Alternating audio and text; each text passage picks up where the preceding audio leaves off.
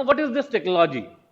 जैसे हम टेक्नोलॉजी की बात करते हैं तो technology is an art, skill और ability which is use to create और डेवलप प्रोडक्ट्स एंड नॉलेज।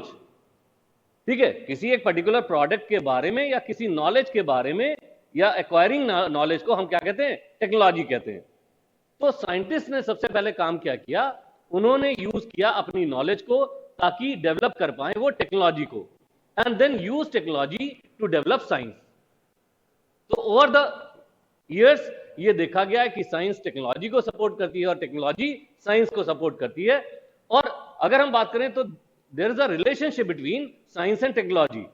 और अगर आप देखेंगे वृहत्तर स्तर पर तो आपको दो चीजें पता चलेंगी, एक तो contribution of science to technology और दूसरा contribution of technology to science. ये तो सारी बेसिक चीजें हैं जिसमें हम बात कर रहे हैं टेक्नोलॉजी और साइंस के बारे में। आपने देखा होगा तमाम तरीके के इनोवेशंस के बारे में, जैसे मेडिकल इंस्ट्रूमेंट्स तमाम तरीके के बने, न्यूक्लियर टेक्नोलॉजी के बारे में बात की, तो ये सारी चीजें कहीं ना कहीं क्या है? साइंस की हैं। और यहीं से एक इंजीनियरिंग का सोर्स भी बना साइंस। पहले आपको मालूम होगा ये सारे सब्जेक्ट्स नहीं हुआ करते थे, साइंस एकमात्र सब्जेक्ट था।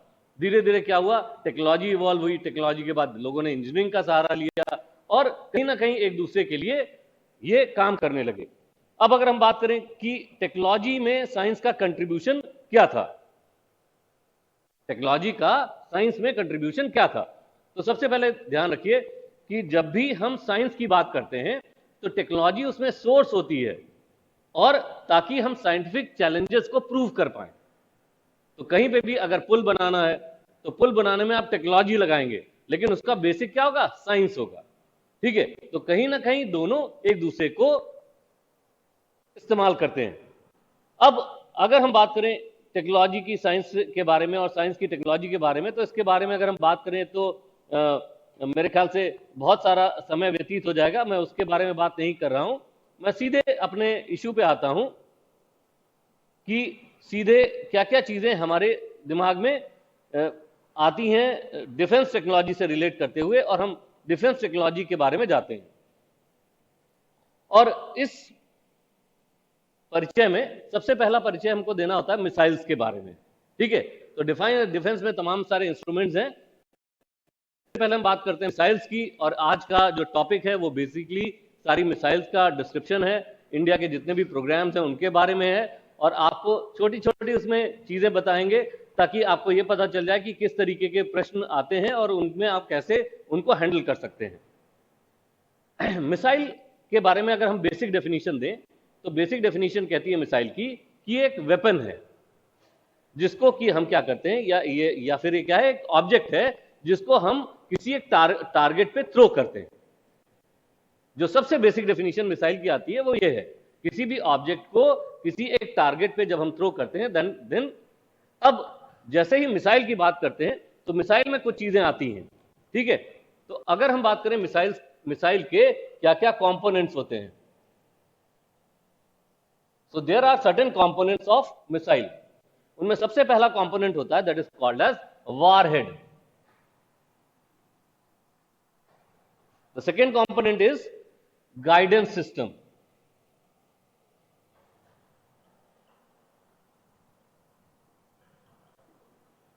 देन propulsion system,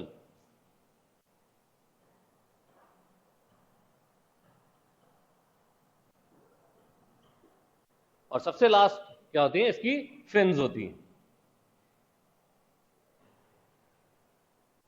चार चीजों से मिलकर के कोई भी मिसाइल बनती है,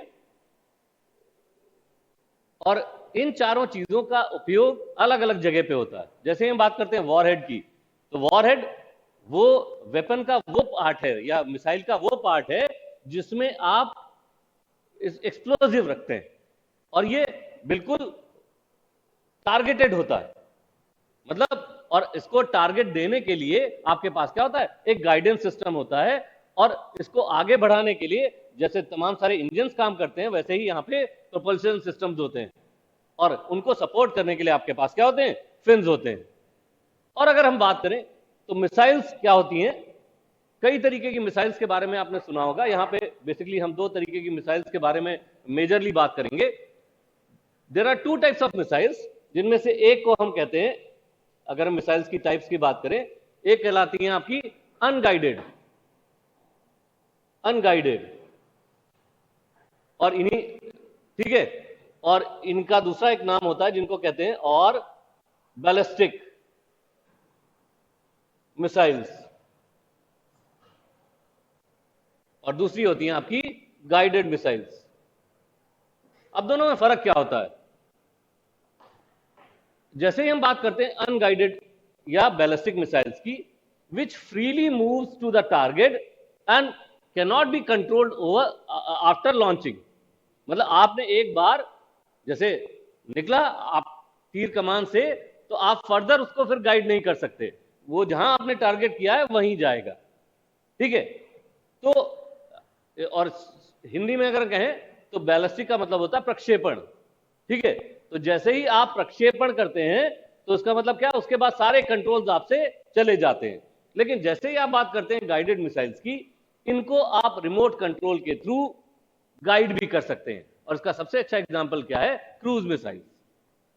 सो क्रूज मिसाइल्स गाइडेड मिसाइल्स हैं, और जो नॉर्मल मिसाइल्स हैं जिनमें हमारे पास कोई भी कंट्रोलिंग नहीं होती बाद में, उनको हम क्या कहते हैं, अनगाइडेड और बैलिस्टिक मिसाइल्स।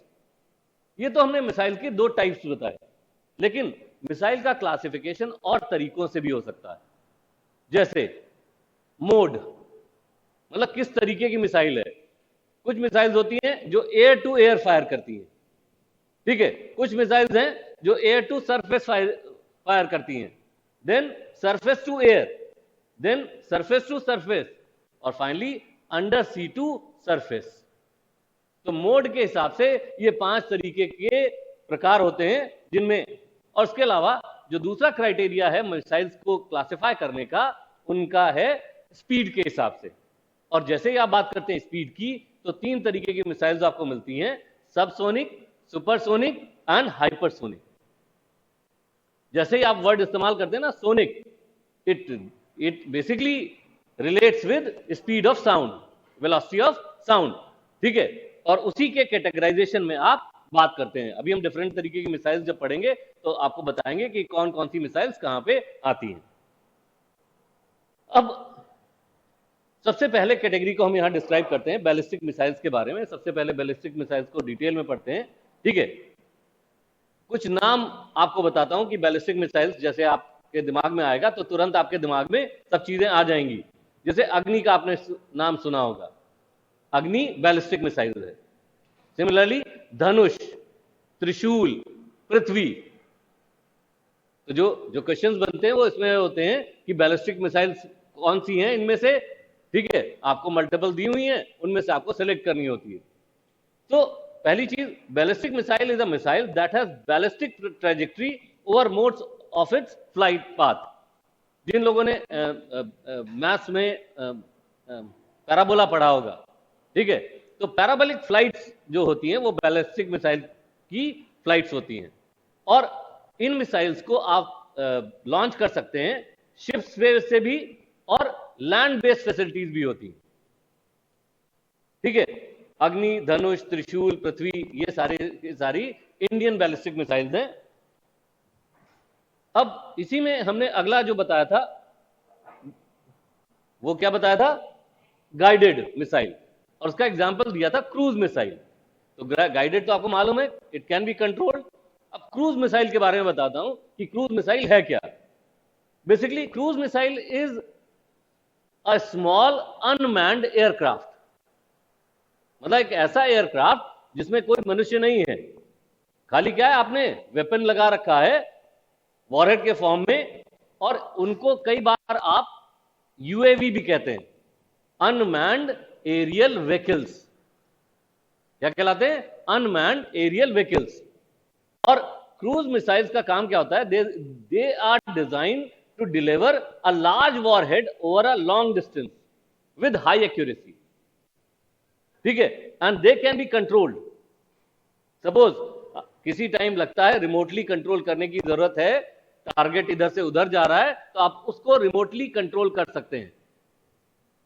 और अगर आप बात करें तो बैलिस्टिक मिसाइल तो सुपरसोनिक या हाइपरसोनिक तक जाने में मुश्किल होती है, लेकिन क्रूज मिसाइल्स जो आपको मैक्सिमम मिलेंगी वो सुपरसोनिक या हाइपरसोनिक स्पीड के ही मिलेंगी। तो पहली चीज, इनकी स्पीड बहुत फास्ट और टारगेट पहुंचने का, तो वॉरहेड तुरंत पहुंचता है टारगेट के ऊपर। अब क्रूज मिसाइल्स को आप एयर से भी लॉन्च कर सकते हैं, शिप से भी लॉन्च कर सकते हैं, लैंड से भी लॉन्च कर सकते हैं, और इवन सबमरीन से भी लॉन्च कर सकते हैं। ये सारी फैसिलिटीज क्रूज मिसाइल के साथ में है। अब इसी में जो दूसरा, पहली चीज तो समझ में आ गई थी वॉरहेड क्या होता है। अब हम आते हैं गाइडेंस सिस्टम के ऊपर। अब ये गाइडेंस सिस्टम है क्या? जैसे ही हम बात करते हैं मिसाइल गाइडेंस की, so missile guidance refers to a variety of methods of guiding a missile or a guided bomb to its intended target। और आपने तमाम तरीके का नाम सुने होंगे। आजकल एक नाम जो बहुत पॉपुलर सुना होगा, जीपीएस क्या है? That is global positioning system. ठीक है, आप टाइप ऑफ गाइडेंस सिस्टम्स की अगर बात करें तो उसमें जीपीएस आता है, उसके अलावा दूसरा होता है सैटेलाइट नेविगेशन, और तीसरा जो कि ज्योग्राफिकल टर्म्स में हम यूज करते हैं, that is called as terrain contour matching. Terrain contour matching, ये क्या है? डिफरेंट मेथड्स हैं या टाइप्स हैं किसके? गाइडेंस सिस्टम के। यस, हाँ, सैटेलाइट वेपन की तरीके से नहीं यूज किया जा रहा है।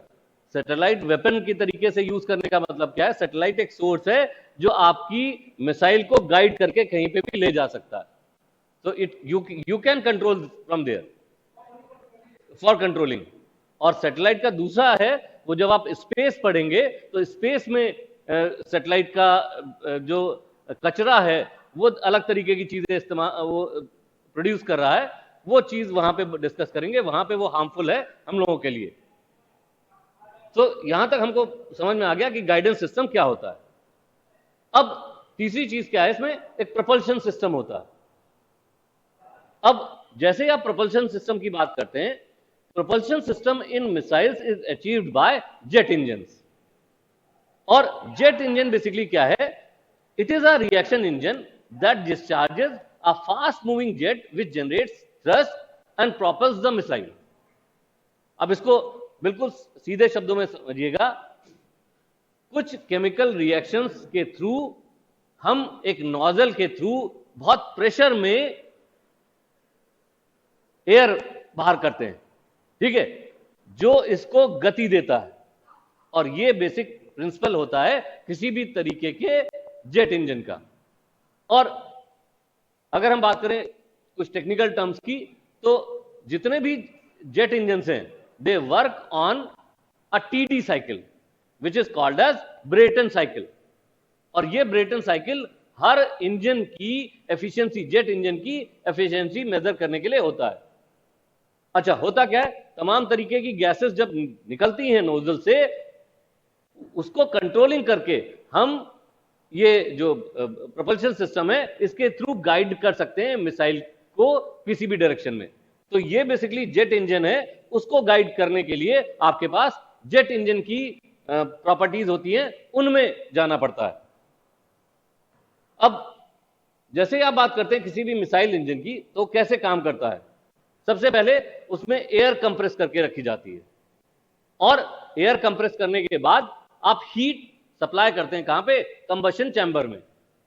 और एक्सपेंशन होता है वहां पे, जब भी कहीं गर्मी मिलेगी तो एयर क्या करती है? एक्सपैंड करती है, ठीक है। तो एक्सपेंशन गैसेस का होता है कहां पे? टरबाइन में। और टरबाइन क्या होती है? प्रोपेल करना शुरू कर देती है, घूमना शुरू कर देती है। और इसकी वजह से जो उसमें कंप्रेसर लगा होता है वो चलता है, और जो प्रेशर एनर्जी दे रहा है वो एग्जॉस्ट पाइप के थ्रू, नोजल के थ्रू बाहर गैसेस निकालता है, और आपको यहां पे स्पीड मिल जाती है। इस तरीके से आपका जेट इंजन वर्क करता है। सो मिसाइल इंजन की ये वर्किंग होती है। क्रूज मिसाइल्स सबसे ज्यादा एक्सपेंसिव हैं, क्योंकि उनके क्या होते हैं? वेपन्स जो हैं सिंगल यूज के होते हैं, एक बार आपने टारगेट कर दिया, और कई मिलियन डॉलर्स के होते हैं। तो कॉस्टली हुई क्रूज मिसाइल्स अगर वो रॉन्ग हैंड्स में पड़ जाएं तो क्या होते हैं? डिस्ट्रक्शंस देते हैं। जेट इंजन की स्पीड, बेसिकली रॉकेट इंजन ही आपका जेट इंजन है, ठीक है, रॉकेट जो आप देखते हैं आसमान में, लेकिन जब आप इसकी बात करते हैं तो पावर आपको ज्यादा है क्योंकि आपको चाहिए सुपरसोनिक स्पीड, तो आप उस तरीके के इंजन, बस खाली इंजन की डिजाइन में है, बाकी बेसिक प्रिंसिपल्स यही रहते हैं। Yes, cryogenic engine, yes, cryogenic engine का बेसिकली काम होता है स्पेस में, अभी उसके बारे में नेक्स्ट में बात करेंगे, ठीक है। क्रायोजेनिक इंजन जब हम बात करेंगे तो क्रायोजेनिक बेसिकली वो भी इस तरीके का, लेकिन उसमें क्या होता है, कंबशन चैम्बर दूसरे तरीके का होता है, और आजकल इंडिया के पास अपने क्रायोजेनिक इंजन बनने लगे हैं, जो कि बहुत प्राउड की बात है इंडियंस के लिए, वो हम उसके बारे में बाद में बात करेंगे। एक नंबर हम यूज करते हैं जो कि बहुत इंपॉर्टेंट है आपके लिए, अक्सर जो है सवाल किया जाता है, मैक नंबर।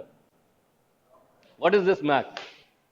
ठीक है, ये साउंड की स्पीड से रिलेशन होता है, लेकिन क्या रिलेशन होता है, तो ये बेसिकली स्पीड जो हम अभी बता रहे थे ना, किसी भी मिसाइल की स्पीड होती है, उसको अक्सर हम लोग मैक नंबर से लिखते हैं।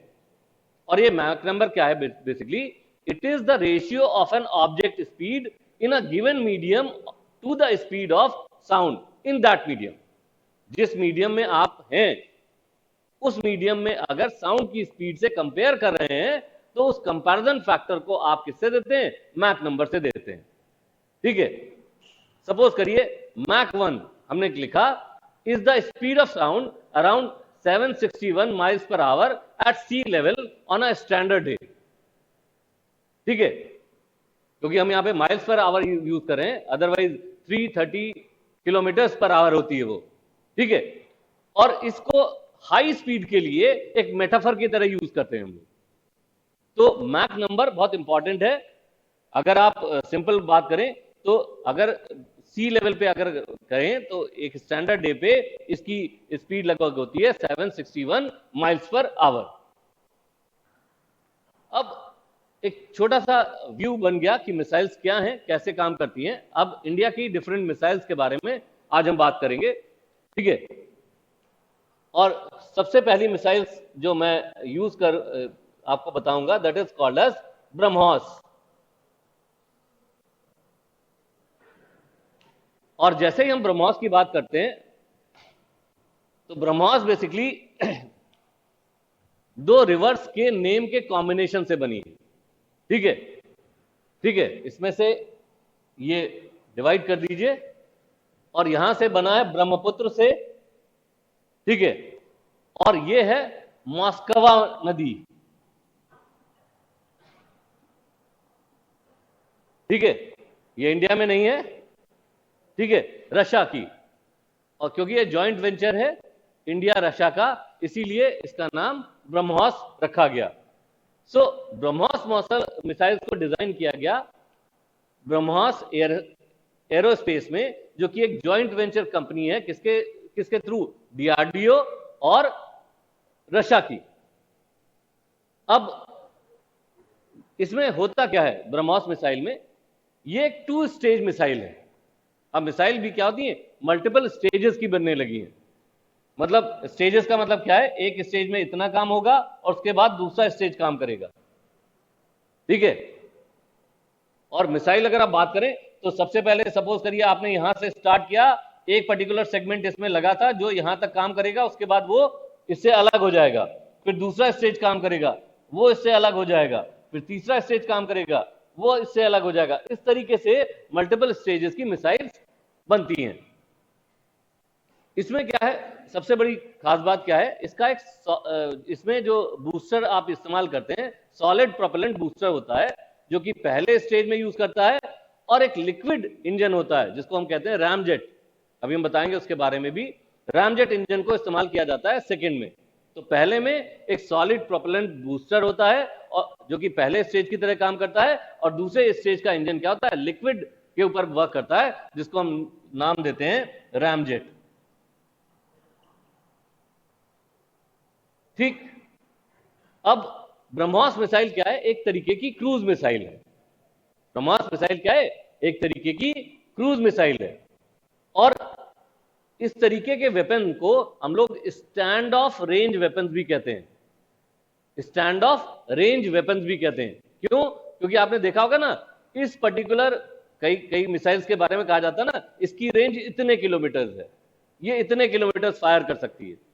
तो इसका मतलब क्या है? You can fix a range sufficient to allow the attacker to evade defensive fire from the adversary. अच्छा, अधिकतर जितनी भी मिलिट्री एजेंसीज हैं, उन्होंने इनको अपने पास, मतलब अलग अलग कंट्रीज की अलग अलग नाम से हैं। इंडिया ने ब्रह्मोस लगाई है, उन्होंने भी अपने मिलिट्री बेसिस में इंप्लीमेंट कर रखा है। और ध्यान रखिए, जो ब्रह्मोस की स्टार्टिंग हुई थी वो 100 किलोमीटर से हुई थी, धीरे धीरे वो बढ़ते बढ़ते 290 किलोमीटर, और इसके और ज्यादा जो प्रोजेक्टेड है वो लगभग 500 किलोमीटर के आगे भी इसके ऊपर एक्सपेरिमेंट्स हो चुके हैं। फर्दर अगर आप देखेंगे तो यूल फाइंड कि ब्रह्मोस के तमाम सारे वर्जन्स निकले हैं, और उन वर्जन्स में खाली खास अंतर क्या है, बाकी सब चीजें वही हैं, बस खाली जो आप चेंज करें, स्टैंड ऑफ रेंज बढ़ा रहे हैं हर बार, वो चेंज हो रही है। अब ब्रह्मोस के बारे में बात करें, ये एक मीडियम रेंज की मिसाइल है जिसमें रामजेट इंजन लगा हुआ है। इसकी मैक्सिमम स्पीड है लगभग 3.5 मैक। अब देखिए मैक मैंने क्यों बताया था, अब आपको समझ में आएगा। ठीक है, 3.5 गुना इसकी स्पीड है।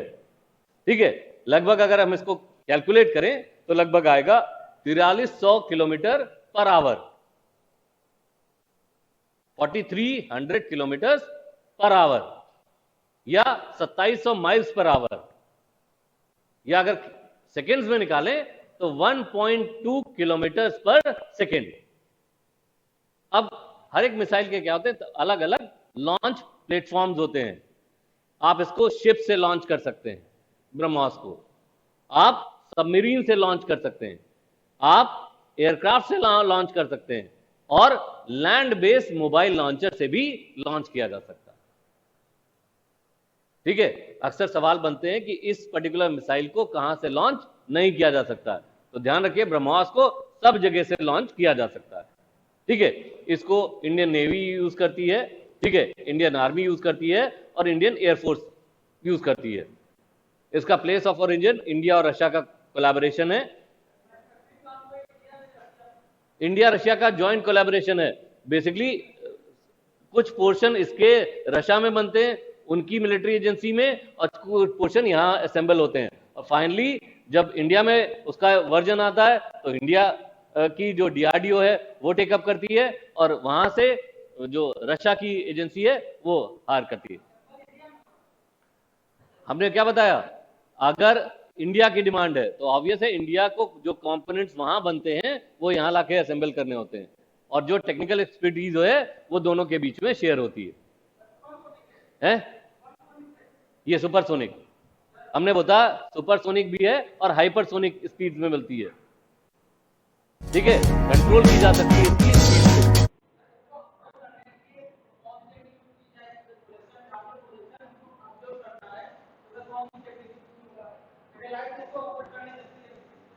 क्यों नहीं कर सकती है? हाँ, अरे आजकल सेंसर टेक्नोलॉजी का जमाना है। सैटेलाइट बेसिकली आपके पूरे ग्लोब के ऊपर अलग अलग जगह अगर आपने फिक्स कर रखी है, तो जब भी मिसाइल जाएगी तो एक ट्रेजेक्ट्री का पाथ बनेगा, वो ट्रेजेक्ट्री का पाथ यहां से देखा जा सकता है। सैटेलाइट ही कम्युनिकेशन का हम यूज करते हैं। यस, वॉरहेड अभी बताता हूं। इसकी वॉरहेड कैपेसिटी अलग अलग वर्जन्स में अलग अलग है। ठीक है, लगभग 2400 किलो तक का जो है वो जो है इसके थ्रू ले जाया जा सकता है एक बार में। ठीक है, जो लेटेस्ट वर्जन है उसके अंदर, बाकी और वर्जन्स में उससे कम की चीजें थी। बहुत सारे वर्जन्स आए ब्रह्मोस के, जिनमें से कुछ एक ने ट्राई किया। सुखोई अपने यहाँ जो प्लेन्स हैं, उन प्लेन्स के थ्रू भी इनको लॉन्च किया जा सकता है। ठीक है, शिप बेस्ड अभी अभी लॉन्च किया गया है, लगभग आज से 7-8 साल पहले और इस मिसाइल की बहुत सारी वैरायटी आपको मिलेगी। अब अगली तरीके की मिसाइल्स होती हैं जिनको हम कहते हैं anti radiation missiles. Anti radiation missiles, इनका काम क्या है? To detect, to track and to neutralise. ठीक है, इनको शॉर्ट फॉर्म में हम ARM भी कहते हैं, ARM, anti radiation missile. Anti radiation missiles are designed to detect, track and neutralise the adversary's radar, communication assets and other radio frequency sources। अक्सर क्या होता है, मतलब डिटेक्ट करते हैं, ट्रैक करते हैं और न्यूट्रलाइज करते हैं जो भी हमारा अपोनेंट है उसके रडार्स को, उसके कम्युनिकेशन सिस्टम्स को या उसके रेडियो फ्रीक्वेंसी के सोर्सेस को, क्योंकि ये सारी चीजें ही मिलकर के आपका क्या बनाती हैं? Air defence system. तो किसी भी एयर डिफेंस सिस्टम के पार्ट्स क्या क्या होते हैं? रडार, तमाम तरीके के कम्युनिकेशन एसेट्स और रेडियो फ्रीक्वेंसी सोर्सेज। अगर आप ऐसी मिसाइल्स का यूज करें तो इनके अंदर की जो नेविगेशन मैकेनिज्म है वो कंप्राइज करती है एक इनर्शियल नेविगेशन सिस्टम को, और इसके अंदर एक कंप्यूटराइज मैकेनिज्म होती है जो क्या करता है? ऑब्जेक्ट की खुद की पोजीशन को चेंज कर देता है, जिसको आप जोड़ते हैं किसके साथ में? GPS के साथ में, जो कि सैटेलाइट बेस्ड होता है। अब देखिए सारी कंट्रोलिंग क्या है। अब एंटी रेडिएशन मिसाइल का क्या मतलब है? इनके थ्रू कोई भी रेडिएशंस नहीं मिल रहे हैं, सो जो ओपोनेंट है उसके पास कोई भी सिग्नल का क्लू नहीं है कि ये मिसाइल कहां से कहां जा रही है। अगर बात करें इस तरीके की मिसाइल का, तो इस तरीके की मिसाइल का सबसे अच्छा एग्जाम्पल क्या है? रुद्रम 1।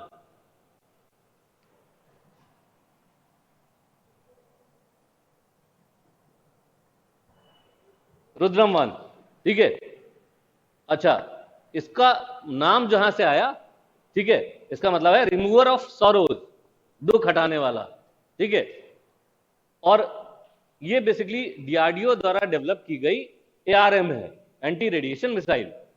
और एक नई टेक्निक भी इसमें अब आने लगी है जिसको आप पहले ARM कहते थे, अब क्या कहते हैं? New generation anti radiation missile system, NGRAM, new generation anti radiation missile system, ठीक है। और इसको लॉन्च करने के लिए DRDO, अब इसका काम क्या है? ये एक ऐसी एंटी रेडिएशन मिसाइल है रुद्रम 1 जो कि लोकेट कर सकती है और टारगेट कर सकती है किसी भी रेडिएशन इमिटिंग सोर्स, जैसे एनिमी के रडार्स हो या कम्युनिकेशन की साइट्स हो। तो क्या है? ये उसी को टारगेट करेगा जहां से फ्रीक्वेंसीज आ रही हैं। तो पहला फायदा क्या है कि आप उस तरीके के टारगेट्स को डिस्ट्रॉय कर सकते हैं। अच्छा, इसके पीछे बैकग्राउंड में DRDO काम कर रहा है और साथ में इंडियन एयरफोर्स है और HAL, ये तीन का एक जॉइंट वेंचर है। और इसके अलावा तमाम तरीके के पब्लिक सेक्टर और प्राइवेट सेक्टर इंटरप्राइज में अलग अलग कंपोनेंट्स बनते हैं। ये इंडिया का पहला indigenous anti radiation missile system है और इसकी रेंज लगभग होती है 200 किलोमीटर। इसकी रेंज फिक्स है 200 kilometre, depending upon the launch of the launching conditions. अच्छा, 500 मीटर की हाइट से लेकर के 15 किलोमीटर तक की हाइट से इसको लॉन्च किया जा सकता है और इसको स्पीड दी जा सकती है 0.6 मैक से लेकर के 2 मैक तक।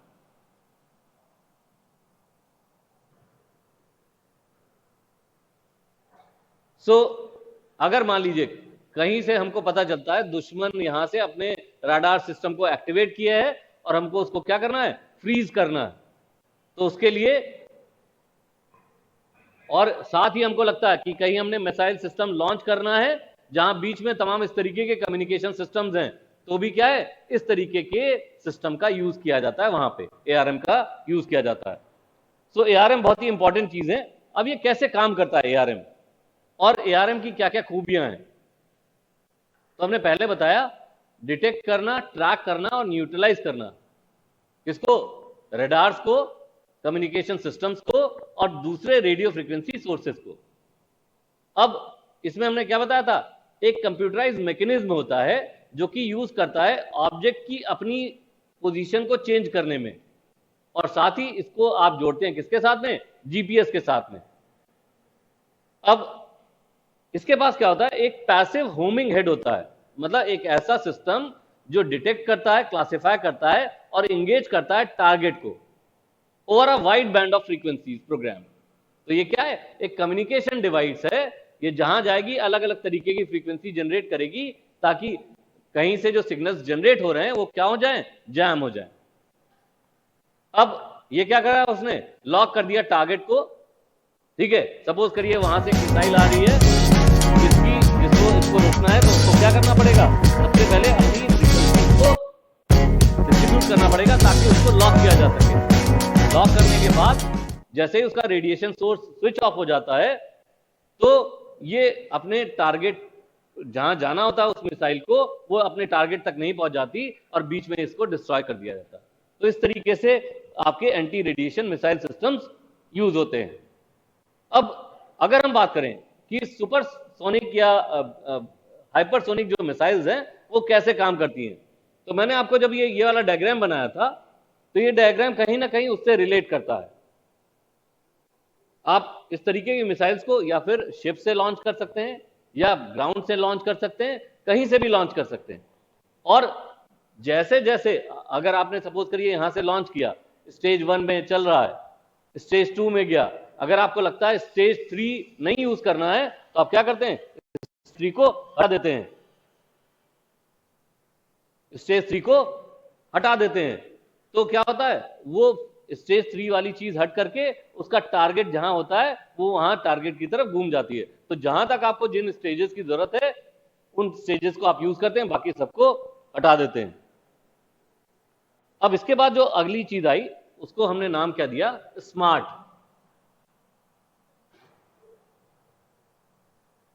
आपने नाम सुना होगा टारपीडोज का, ठीक है। ये भी क्या होते हैं, सेल्फ प्रोपेल्ड वेपन्स होते हैं जो ट्रैवल करते हैं अंडर वाटर, ठीक है। इस स्मार्ट का फुल फॉर्म होता है, इसको हम कहते हैं क्या है, supersonic missile assisted release of torpedo system. Supersonic missile assisted release of torpedo systems, और यहां से वर्ड आया स्मार्ट।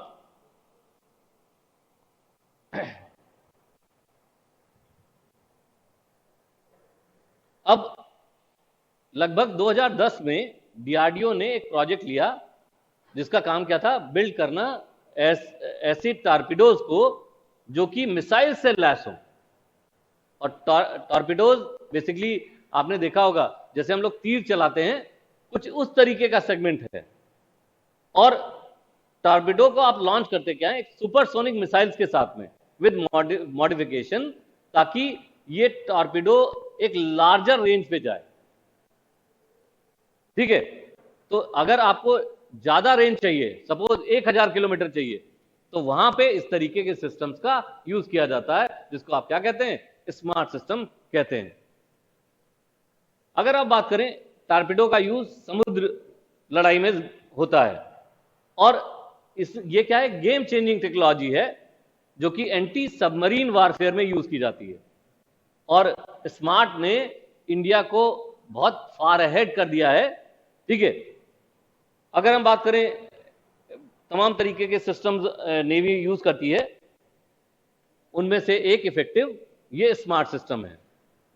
फिर हम बात करते हैं अगले तरीके की मिसाइल्स की, that is called as Shaurya.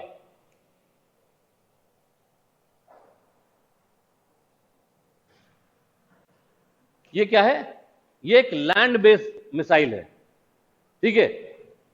A land based parallel of submarine launch missile. और लैंड वेरिएंट इसका जो छोटा वर्जन इसका निकला, उसका नाम रखा गया सागरिका।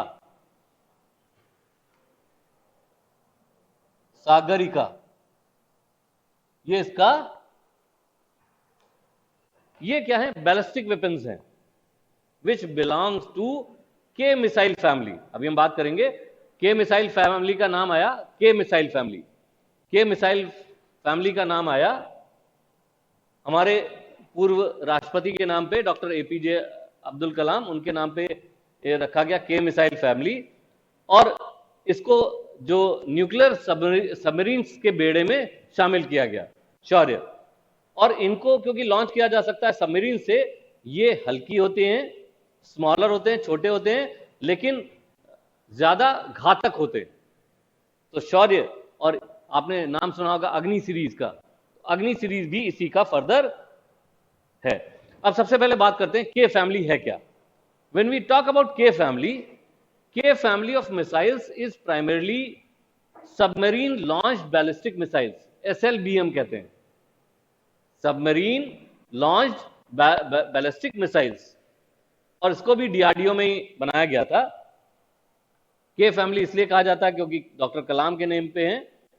और डेवलपमेंट ये बेसिकली नेवल बेस के लिए किया गया कि नेवल प्लेटफॉर्म लॉन्च मिसाइल, और इसके अंदर तीनों तरीके के ट्राइड्स के ऊपर ये मिसाइल्स काम करती हैं, land, sea and air based. अब इसकी स्ट्रैटेजिक इंपॉर्टेंस क्या है, जैसे हम बात करते, यस, अग्नि जो है के फैमिली का ही एक वेरिएंट है। अब हम बात करें स्ट्रैटेजिक इंपॉर्टेंस क्या है SLBM की, तो सबमरीन लॉन्च बैलिस्टिक मिसाइल्स की कैपेबिलिटी क्या होती है, इनको न्यूक्लियर वेपन्स के साथ में लॉन्च किया जा सकता है। जो वॉरहेड होगा, अब उसमें क्या हो सकते हैं, न्यूक्लियर वेपन्स भी हो सकते हैं। तो इसकी वजह से इसकी एक अलग स्ट्रैटेजिक इंपॉर्टेंस है। लेकिन इंडिया ने एक पॉलिसी अडॉप्ट कर रखी है, no first use policy. No first use policy का मतलब क्या है, हम अपनी तरफ से पहले न्यूक्लियर वेपन्स का इस्तेमाल नहीं करेंगे, लेकिन हमने खाली वॉरहेड चेंज कर दिया, बाकी सारी हमने इसके एक्सपेरिमेंटेशन अलग तरीके से किए। अब आपने देखा होगा आजकल जमाना क्या है, सी बेस्ड बेसिस का। तो sea based under water nuclear capable assets तमाम सारी कंट्रीज स्टोर कर रही हैं, और सब चाहते हैं कि वहीं से चीजें लॉन्च हो जाएं। तो जो एक के फैमिली है, जो कि सबमरीन लॉन्च बैलिस्टिक मिसाइल्स की फैमिली है, उसका सबसे पहला रोल यही है कि आप सी में आपकी मिसाइल से लैस सबमरीन खड़ी हुई है, द डे आपको यूज करना हुआ तो टारगेट के टाइम पे बस खाली आपको क्या करना है, ओके करना है, ठीक है, it is to be fired from there only, submarine ही इसको फायर कर देगी। और इसकी कैपेबिलिटी की वजह से ही बेसिकली जो इंडिया का दबदबा है इस फील्ड में बहुत आगे है। उसके बाद एक और तरीके की एयर व्हीकल आई जिसका नाम रखा गया अभ्यास।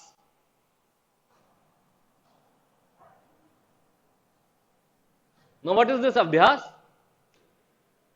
हाई अब एक टर्म हम यूज करते हैं यहीं पे, हीट, HEAT, फुल फॉर्म होता है high speed expendable aerial target. ठीक है, high speed expendable aerial target. इसको सबसे पहले कंडक्ट किया गया था DRDO ने, और इसका सबसे पहला टेस्ट हुआ था बालासोर में, ओडिशा में। अब अभ्यास क्या है, बेसिकली ये DRDO का एक डिवीजन है, ADE, एरोनॉटिकल डेवलपमेंट एस्टेब्लिशमेंट, उसने बनाया, ठीक। और ये एयर व्हीकल है, इसको लॉन्च किया गया using twin under slung boosters. इसके अंदर दो नीचे लगे हुए बूस्टर्स होते हैं, और इसके अंदर एक छोटा सा गैस टर्बाइन इंजन होता है, और एक इनर्शियल नेविगेशन सिस्टम जिसके पीछे काम करता है। और यह व्हीकल प्रोग्राम किया जाता है फॉर फुली ऑटोनोमस फ्लाइट, मतलब इसमें कोई भी मैनुअल इंटरवेंशन नहीं होता है, ऑटोमेटिकली ये लॉन्च किया जाता है, और इसको कंट्रोल किया जा सकता है using laptop based ground control station से। तो आप आसानी से नेविगेट कर सकते हैं कहां आपको भेजना है। तो ये अभ्यास क्या है, स्मॉल टारगेट्स के लिए ये बहुत इफेक्टिव डिवाइस है। अगर हम बात करें इसकी, जब टेस्ट हुआ इसका, तो user requirement of 5 kilometre flying altitude पे इस व्हीकल की स्पीड थी लगभग 0.5 मैक। तो फास्ट है और स्पीड बहुत कम समय में बहुत ज्यादा तक जाने की कैपेबिलिटी है। तो आप क्या करते हैं, जैसे गियर लगाते हैं गाड़ियों में, तो ये गियर बहुत आसानी से हो सकता है। ये सबसे बड़ी खास बात किसकी है? अभ्यास की। अभ्यास radar cross section as well as its visual and infrared signatures can be augmented to simulate a variety of aircraft or air defense weapon practices। कई बार क्या होता है, जब आप इसका यूटिलाइजेशन करते हैं तो जो अपोजिट दुश्मन है, जब वो इसको ढूंढते हैं रडार सिस्टम में, तो वो बिल्कुल फ्लाइट सिस्टम की तरह लगते हैं कि नॉर्मल फ्लाइट जा रही है, लेकिन एक्चुअल में क्या है, ये वेपन के फॉर्म में जहां टारगेट होता है वहां जा रहा होता है। और इसको आप यूज कर सकते हैं जैमर प्लेटफॉर्म और डिकॉय के लिए भी। और इसके थ्रू एक और फैसिलिटी है, बाकी जो क्रूज मिसाइल्स हैं उनको आपने एक बार लॉन्च कर दिया और तो उनको फिर कंट्रोल नहीं किया जा सकता, ठीक है, लेकिन सॉरी बैलिस्टिक को आप कंट्रोल नहीं कर सकते हैं, लेकिन यहां हीट सिस्टम को आपने बनाया हुआ है। थोड़ा टाइम टेकिंग जरूर है, लेकिन अगर आप इसको बीच में रिकवर कराना चाहें, कहीं और टारगेट करना चाहें या रोकना चाहें, तो वो फैसिलिटी इसके अंदर मौजूद है। इसके बाद आपके पास अगले तरीके के वेपन्स आए जिनको आपने नाम क्या दिया,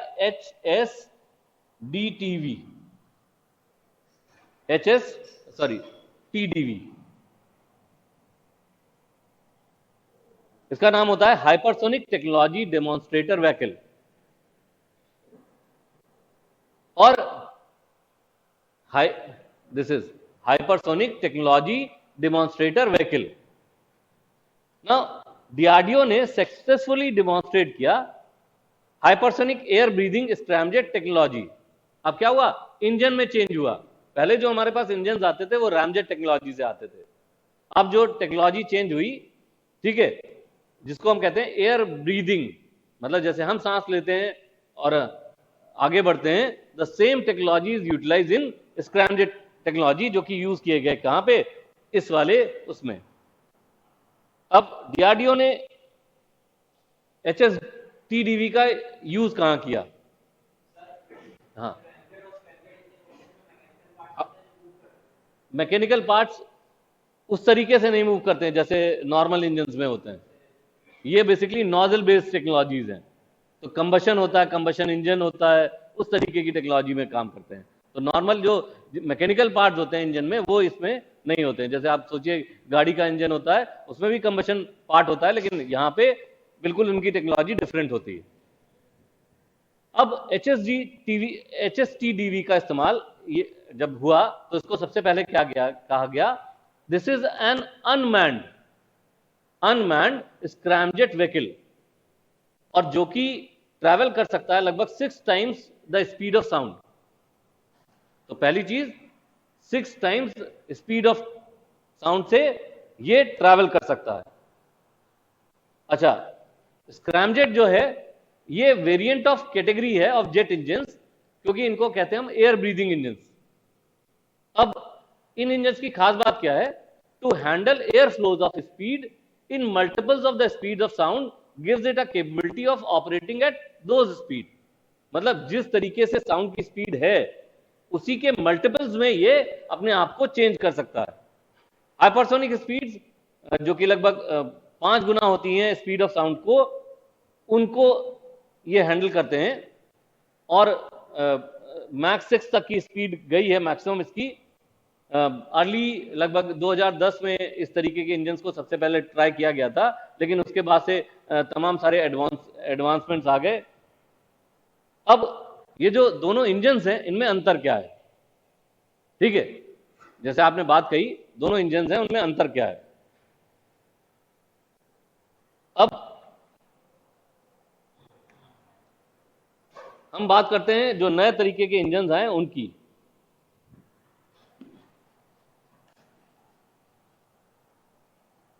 जिनको हम कहते हैं स्क्रैमजेट।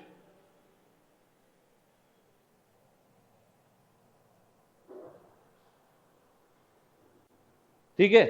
अब ये स्क्रैमजेट इंजन कैसे काम करते हैं, तो इसके अंदर क्या होते हैं, दो पोर्शन इस तरीके से होते हैं। ठीक है, एक पोर्शन कहलाता है आपका फ्यूल इंजेक्टर का और दूसरा पोर्शन होता है हॉट एग्जॉस्ट का। ठीक है, अब होता क्या है, जो फ्यूल इंजेक्टर्स हैं वो अपने फ्यूल को इंजेक्ट करते हैं कहां पे, हॉट एग्जॉस्ट में। Fuel is injected in the combustion chamber, ये पूरा कंबशन चैम्बर है, और जहां पे hot exhaust, hot compressed air और इग्नाइट्स मिलते हैं, तो क्या होता है, जो ओवरऑल जो केमिकल रिएक्शन होती है उसकी वजह से नोजल के थ्रू बहुत तेजी से जो गैसेस का फ्लो है, हॉट गैसेस का फ्लो है, वो निकलता है, जिससे क्या होता है, इसकी स्पीड कई गुना चल जाती है। पहले जो स्ट्रक्चर होता था, क्योंकि यहां नोजल्स बन गई हैं अलग अलग, तो वो नोजल्स भी क्या करती हैं, अलग तरीके की स्पीड वेरिएट करती हैं। जो पहले वाले जो सबसोनिक जेट इंजन हैं वो इस तरीके की चीज में काम करते थे। ठीक है, ये बने और यही आगे चला गया। ठीक है, इसमें एक पोर्शन में आप क्या करते थे, यहां फ्यूल इंजेक्टर्स लगाते थे और यहां पे आप यूज करते थे हॉट एग्जॉस्ट का। तो एक ही जगह हो रहा है, तो जो जो स्पीड पकड़नी होती थी वो इसकी वजह से होती थी, तो इसकी स्पीड क्या होती थी, कम होती थी, मतलब सब सोनिक जेट्स के फॉर्मेट की होती थी। लेकिन यहां पे ये सुपरसोनिक जेट्स के फॉर्म की हो जाती है, क्योंकि नोजल बेस्ड टेक्नोलॉजीज हैं। तो रामजेट जो है मोस्टली सुपरसोनिक स्पीड की ये 3 मैक तक जाता है, और ये जो है लगभग 6 मैक तक जा सकता है। तो यही स्पीड का वेरिएशन जो है इन दोनों को डिफरेंस लाता है।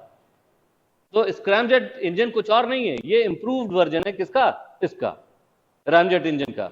क्यों, क्योंकि इसको धीरे धीरे हमने सबसोनिक स्पीड से सुपरसोनिक और हाइपरसोनिक स्पीड के लिए बनाया।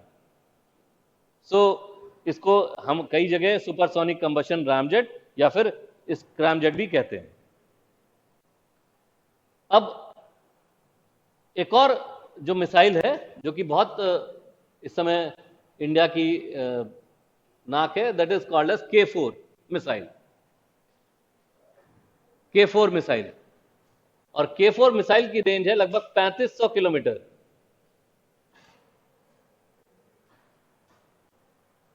ठीक है, स्ट्राइक रेंज इसकी कितनी है, 3500 किलोमीटर।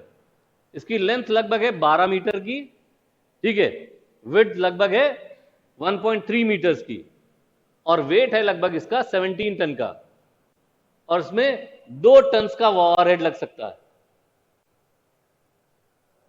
और इसका इंजन क्या है, सॉलिड फ्यूल बेस्ड है। ठीक है, खास बातें क्या है, इसको ट्रैक करना बहुत मुश्किल है और डिस्ट्रॉय करना किसी भी एंटी बैलिस्टिक मिसाइल से बहुत ही मुश्किल है। तो सबसे पहले इसका टेस्ट जो है कैरी आउट किया गया था विशाखापत्तनम से। ठीक है, विशाखापत्तनम में इसका सबसे पहले टेस्ट हुआ था, और ये इस समय की सबसे टफेस्ट मिसाइल है जो कि इंडिया के पास है। K4 की खास बात क्या है कि ये न्यूक्लियर वेपन से लैस हो सकती है, और इसको अभी रिसेंटली मतलब पिछले साल जनवरी 2020 में लॉन्च किया गया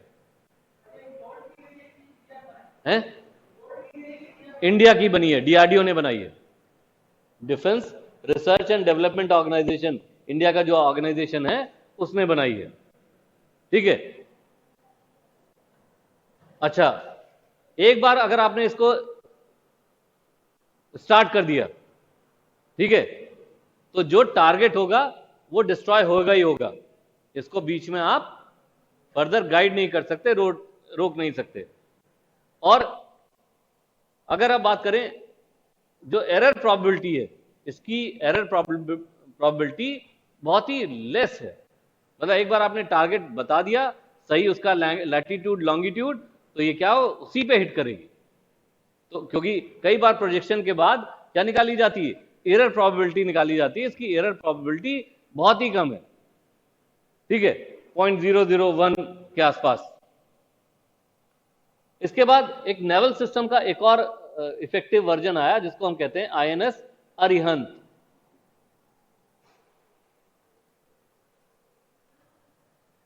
ठीक है,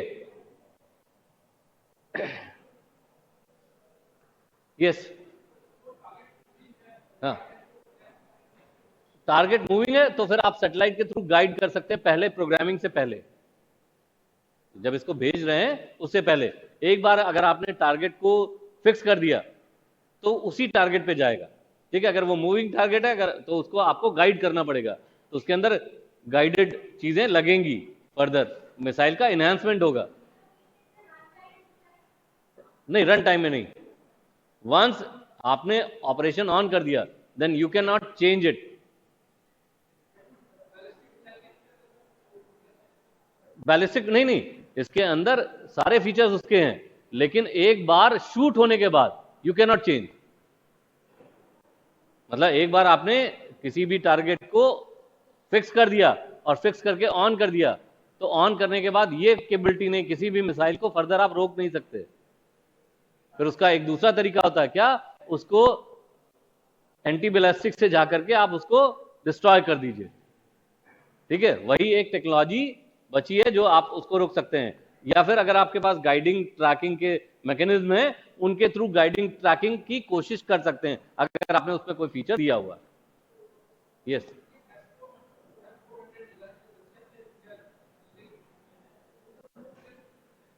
मतलब S-400 जो अभी अभी रिसेंटली जो है वो की है, ठीक है, वो इंडिया और रशिया का वर्जन है, वो मतलब कंबाइंड वो है। अभी हम उसके बारे में भी आ रहे हैं अभी आगे चल के। किसको?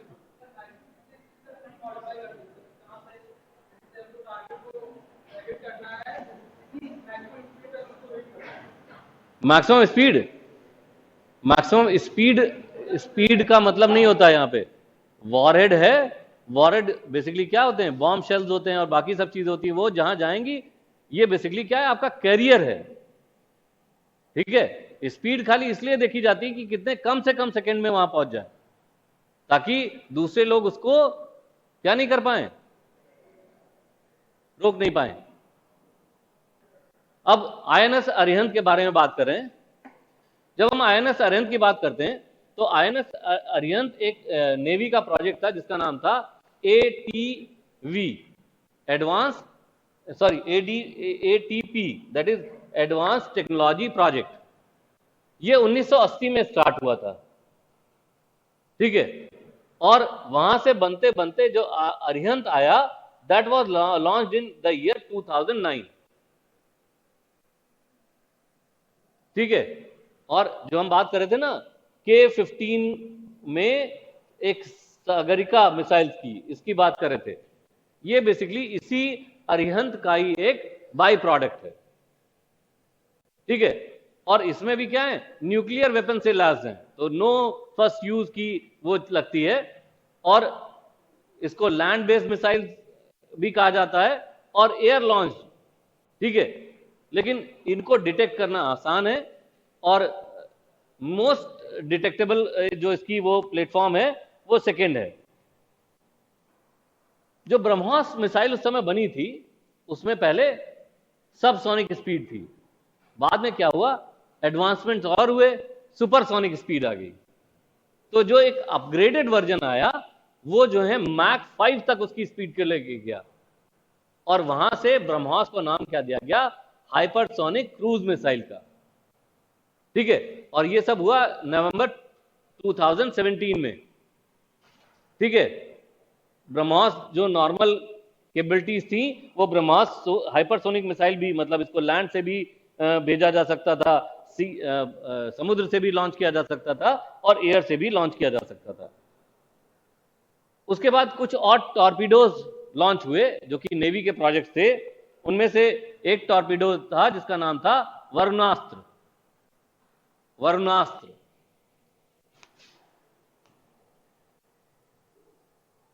That is called as Varunastra.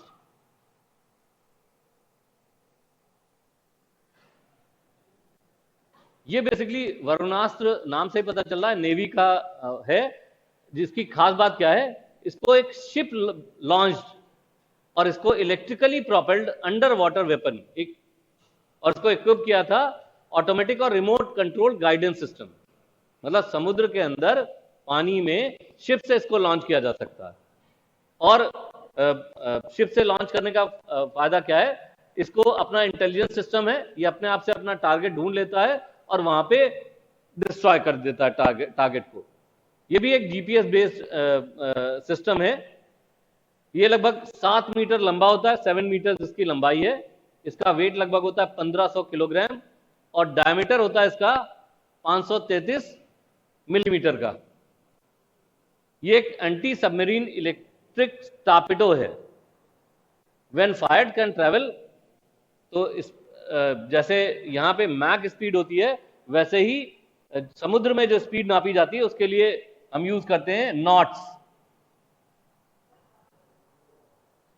ठीक है, समुद्र में जो स्पीड है वो नापी जाती है नॉट में, नॉटिकल माइल्स में। ठीक है, तो इसकी जो 40 नॉट्स या लगभग 74 किलोमीटर पर आवर इसकी स्पीड होती है। जो ऑपरेशनल रेंज है इसकी 40 किलोमीटर की है और ये अपने साथ में लगभग 250 किलोग्राम का वॉरहेड ले जा सकती है, वरुणास्त्र। और इसको डेवलप करने वाले जो विंग थी वो इंडिया में नेवल साइंस और टेक्नोलॉजी लैबोरेटरी है विशाखापट्टनम की, और एक Bharat Dynamics Limited BDL Hyderabad, इन दोनों के ज्वाइंट कोलैबोरेशन से ये वरुणास्त्र टॉर्पेडो बना। इसके बाद कुछ और मिसाइल्स के बारे में आपको जल्दी जल्दी बता दें। ठीक है, अगली मिसाइल है, उसका नाम क्या है, आपने बहुत सुना होगा, आकाश। ठीक है, आकाश को सक्सेसफुली टेस्ट किया गया था चांदीपुर से। ठीक है, और ये क्या है, सरफेस टू सरफेस या सरफेस टू एयर मिसाइल है। ठीक है, आप सरफेस से एयर में स्ट्राइक कर सकते हैं और एरियल टारगेट्स के लिए बहुत इफेक्टिव है। मतलब अगर किसी का प्लेन जा रहा है, ठीक है, तो आप उसको आसानी से टारगेट कर सकते हैं। ये अपग्रेडेड वर्जन है एग्जिस्टिंग आकाश मिसाइल का। इसमें एक और फीचर है इंडिजिनस सीकर का, मतलब ये अपने आप से ढूंढ लेता है टारगेट को। ठीक है, प्लेन उड़ रहा है, प्लेन की पोजीशन चेंज हुई तो ये क्या करेगा, उसकी पोजीशन के अकॉर्डिंगली अपने आप की को चेंज कर लेगा। So Akash weapon system has a combination of both command guidance and active terminal seeker guidance, दोनों का। नाग है, जैसे त्रिशूल है, पृथ्वी है, ये सब क्या है, इसी के कुछ वर्जन्स हैं। और इनका जो डेवलपमेंट हुआ था वो एक प्रोजेक्ट के तहत हुआ था जिसका नाम था integrated guided missile development programme, IGMDP, integrated guided missile development programme, IGMDP।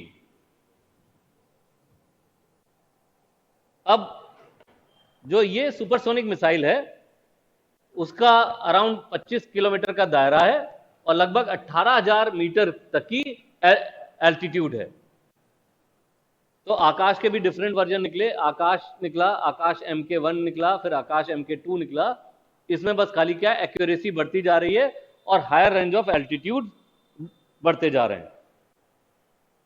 इसके बाद हमने एक आपको बताया था ना, HEAT, HEAT, that is called as high speed expendable aerial target. ठीक है, तो अभ्यास इसी का एक वर्जन था। ठीक है, इसका सबसे पहला टेस्ट चांदीपुर उड़ीसा में हुआ और ये इसने एक रियलिस्टिक थ्रेट दिया, क्योंकि ये ऑटोनोमस फ्लाइंग के लिए और ऑटो पायलट मोड में जा सकता है। ऑटो पायलट मतलब कोई भी इंसान की जरूरत नहीं है। ठीक है, आपने एक बार फिक्स कर दिया टारगेट, वो टारगेट ऑटोमेटिकली अपने आप से लेकर के वहां तक जाएगा।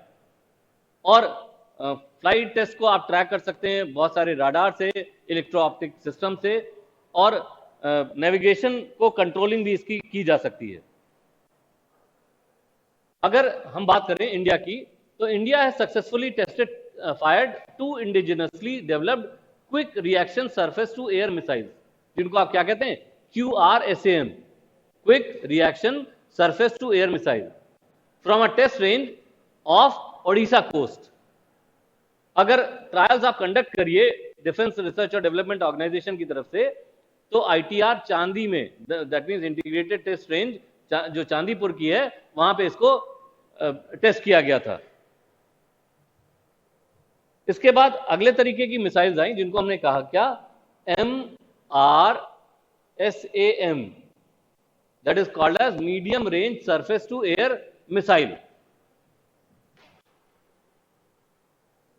Medium range surface to air missile, ये एक नया मिसाइल सिस्टम है जिसको डेवलप किया गया इंडिया के DRDO और इजराइल एरोस्पेस इंडस्ट्रीज में। तो इजराइल और इंडिया का एक प्रोजेक्ट है। जो MRSAM है वो प्रोवाइड करता है आर्म फोर्सेस को एयर डिफेंस कैपेबिलिटी और एरियल थ्रेट से बचने के लिए, मीडियम रेंज की। अच्छा, जो कमांड पोस्ट है इसकी वो बनेगी इंडिया में, जो बाकी का कॉम्प्लेक्स सिस्टम है वो कौन बनाएगा, इजराइल। ठीक है, जो इजराइल की एजेंसी है इजराइल एरोस्पेस इंडस्ट्रीज। और IAI will reportedly supply India with 2000 missiles capable of intercepting enemy aircraft and missiles within a 70 kilometre range. तो लगभग 2000 मिसाइल्स का प्रोजेक्ट है जो कि इनके बीच में कोलैबोरेशन हुए हैं। ठीक है, इसके अंदर क्या क्या खास बात होती है, पहली चीज ध्यान रखिए, इसके अंदर एक active radar radio frequency Sikar लगा रहता है। ठीक है, एक advance rotating phase array radar लगा रहता है और एक बाय डायरेक्शनल डेटा लिंक लगा रहता है। अब इन तीनों के कॉम्बिनेशन से ये पूरा वर्क करता है।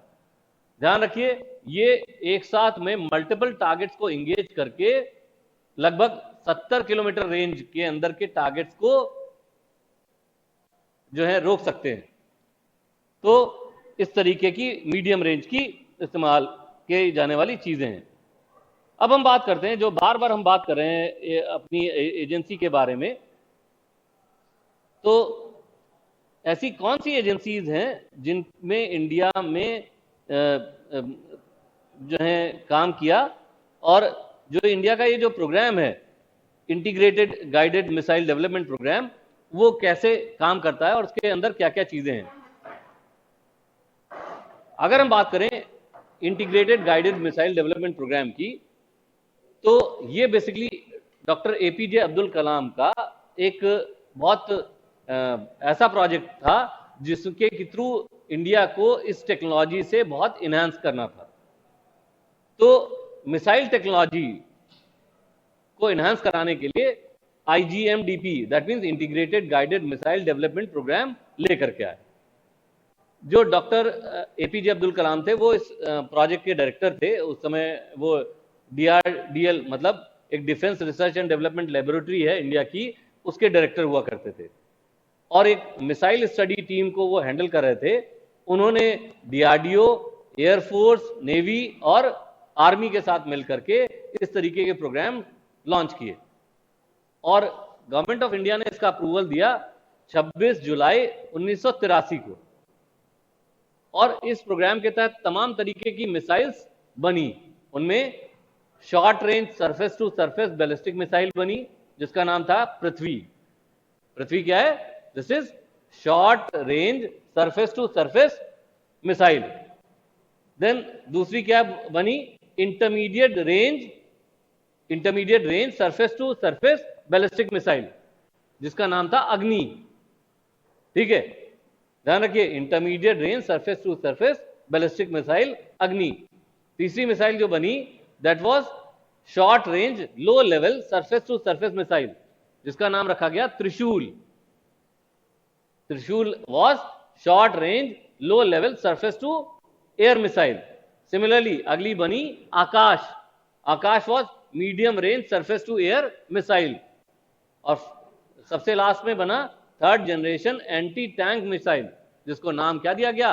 नाग। तो ये उपलब्धियां थी इस प्रोजेक्ट की। अग्नि जो कि पहले टेक्नोलॉजी डेमोन्स्ट्रेटर प्रोजेक्ट की तरह था, ठीक है, उसने क्या किया? तमाम नई चीजें लगाई और इस तरीके की और ध्यान रखिए DRDO ने इस प्रोजेक्ट को जो नाम दिया ये प्रोजेक्ट जबकि शुरू हुआ था 1983 से, लेकिन जो IGMDP नाम दिया गया वो लगभग ईयर 2008 में था। इसके अलावा अगर हम बात करें तो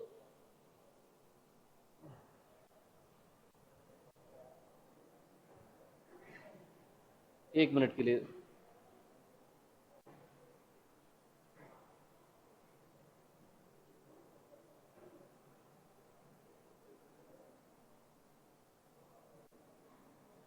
इसके अलावा भी तमाम तरीके के और मिसाइल प्रोग्राम्स चले, लेकिन जो मेजर जो चीजें थी जो कि इस पर्टिकुलर उसका यूटिलाइज करती थी, उनके बारे में हमने आपसे डिस्कस किया। कुछ और चीजें और आपको बताता हूं, एक मिनट के लिए।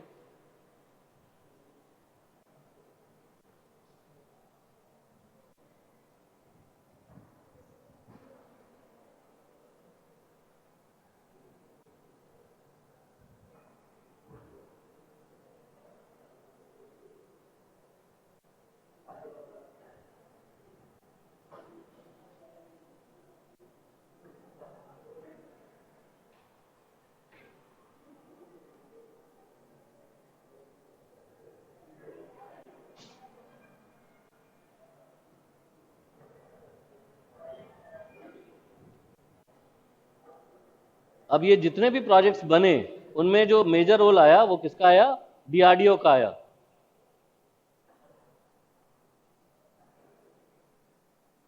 अगर हम बात करें DRDO की, तो DRDO एक बड़ा मेजर रिसर्च सेंटर है। उसके अंदर तमाम तरीके की एजेंसीज हैं जो काम कर रही हैं तमाम प्रोजेक्ट्स बनाने के लिए, ठीक है। तो अक्सर पूछा जाता है ये पर्टिकुलर DRDO का विंग कहाँ लोकेटेड है, ठीक है। तो लोकेशंस अक्सर पूछी जाती हैं और वहाँ क्या बनता है। तो कुछ लैबोरेटरीज के नाम हैं और एरिया ऑफ रिसर्च है और लोकेशन है, ठीक है। मैं एक एक करके बताता जा रहा हूँ, अगर आपको लगता है आपके लिए जरूरत है तो आप उसको नोट कर सकते हैं। जैसे जो सबसे पहली मैं बता रहा हूँ, that is aerial delivery research and development establishment, जिसको हम कहते हैं ADRDE, aerial delivery research and development establishment. इसमें क्या बनते हैं? पैराशूट बनते हैं और एरियल सिस्टम्स बनते हैं। इसका इस aerial delivery research and development establishment ADRDE, इसमें पैराशूट और एरियल सिस्टम्स बनते हैं। ये लोकेटेड है आगरा में। दूसरा विंग है VRDE, vehicles research and development establishment, vehicles research and development establishment. इसके अंदर पहिए वाले व्हीकल्स बनते हैं, व्हील्ड व्हीकल्स, और इसका जो लोकेशन है वो अहमदनगर है। इसी तरह से एक लैबोरेटरी है जिसका नाम है नेवल मटेरियल रिसर्च लैबोरेटरी। इसमें समुद्री मटेरियल से रिलेट करते हुए चीजें, एक्सपेरिमेंट्स होते हैं। ये इसकी जगह अंबरनाथ में। इसके अलावा इंटीग्रेटेड टेस्ट रेंज, ये मिसाइल टेस्ट के लिए आप यूज करते हैं, मिसाइल टेस्ट के लिए यूज किया जाता है बालासोर में। इसी तरीके से proof and experimental establishment, proof and experimental establishment जिसको कहते हैं PXE, ये आर्मामेंट टेस्टिंग के लिए यूज करते हैं, ठीक है, और ये बालासोर में है। Then aeronautical development establishment ADE, aeronautical development establishment ADE, ये एरोनॉटिक्स के केस में यूज मतलब रिसर्च एरिया यहाँ का है और इसका लोकेशन बेंगलुरु में है। इसी तरीके से सेंटर फॉर एयरबोर्न सिस्टम्स, जिसको आप कैब्स भी कहते हैं, ये बेंगलुरु में है, कैब्स। अगला है centre for artificial intelligence and robotics, CAIR। इसमें आर्टिफिशियल इंटेलिजेंस और रोबोटिक्स से रिलेट करते हुए रिसर्चेज होती हैं और DRDO का अनुसंधान होता है। इसका भी ऑफिस बेंगलुरु में है। Similarly defence avionics research establishment DARE, DARE, defence avionics research establishment DARE, यहाँ पे एवियनिक्स के एक्सपेरिमेंट्स होते हैं और ये बेंगलुरु में है। Similarly gas turbine research establishment, जिसको आप कहते हैं GTRE, यहाँ पे गैस टरबाइन या प्रपल्शन के लिए चीजें होती हैं और इसका भी ऑफिस बेंगलुरु में है। Then electronics and radar development establishment LRDE, यहाँ राडार जो है विकसित होते हैं और इसका जो ऑफिस है वो बेंगलुरु में है। सिमिलरली माइक्रोवेव डिवाइसेस के लिए रिसर्च होती है microwave tube research and development centre में, microwave tube research and development centre MTRDC, और इसका ऑफिस बेंगलुरु में है। The next one is snow and avalanche study establishment, ये स्नो और एवलांच की स्टडी करते हैं और इसका ऑफिस है बेंगलुरु में, चंडीगढ़ में। देन एक और लेबोरेटरी है टर्मिनल बैलिस्टिक रिसर्च लेबोरेटरी, यहाँ पे बैलिस्टिक रिसर्च होती है और इसकी ऑफिस है चंडीगढ़ में। सो ऐसे करके लगभग बहुत सारी एजेंसीज हैं जिनके आपको मिलेंगे, लेकिन DRDO का जो मेन ऑफिस है defence research and development organisation, वो दिल्ली में है। इसके अलावा उसी से रिलेट करते हुए कुछ इंस्टीट्यूशंस के नाम सुन लीजिए। अगला इंस्टीट्यूशन है defence institute of psychological research, ये भी दिल्ली में है। Defence institute of psychological research, जिसको आप कहते हैं शॉर्ट फॉर्म में DIPR, ये दिल्ली में है। Similarly institute of nuclear medicine and allied sciences INMAS, इसका भी ऑफिस दिल्ली में है। Similarly laser science and technology centre, guiding के लिए लेजर सोर्स की, उसका ऑफिस भी दिल्ली में है, उसको कहते हैं LASTEC, laser science and technology centre. Similarly एक साइंटिफिक एनालिसिस ग्रुप है, उसका भी ऑफिस कहाँ है? दिल्ली में है। एक और लेबोरेटरी है जिसका नाम है सॉलिड स्टेट फिजिक्स लेबोरेटरी, उसका भी ऑफिस दिल्ली में है। वहां पे सेमीकंडक्टर मटेरियल से रिलेट करती हुई रिसर्च होती है। और जो defence research and development establishment है एक DRDE, जिसमें कि केमिकल और बायोलॉजिकल वारफेयर के बारे में होता है, उसका ऑफिस है ग्वालियर में। तो ये डिफरेंट मेजर एजेंसीज हैं जहां पे आपको इस तरीके की चीजें मिलती हैं। n नंबर ऑफ सिस्टम्स ये हैं आपके पास, एक इसकी पूरी आपको मिल जाएगी लिस्ट।